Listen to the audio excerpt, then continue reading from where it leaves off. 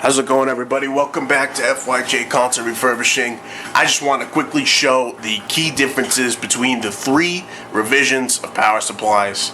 Here we got all three of these are Delta, but these are from the original Xbox 2001 to 2005. Now, every single revision is a little different. So the 1.0 to 1.1 original Xbox had one of these 12-pin connectors, and it uses a 3.3 volt standby line. Now the Delta for the 1.2 to 1.5 had an updated connector with a 20-pin. However, all the voltages are the same. These two are actually interchangeable.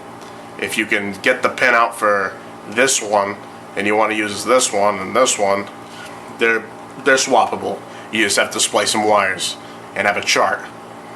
Don't put wires in the wrong place. And finally, we have the Delta for 1.6 and 1.6B.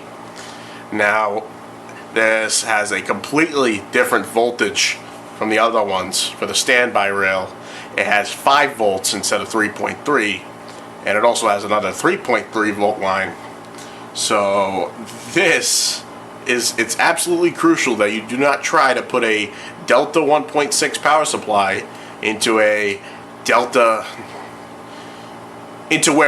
1.2 to 1.5 is supposed to go. Because if you have an original Xbox version 1.2, you don't want to be putting this onto the board because you're going to fry a component with a higher voltage. So yeah, these key differences are really important, and if you're trying to take apart one of these consoles or replace the power supply, you're going to want to know about this. So thank you for watching. I'll see you in the next video. Peace.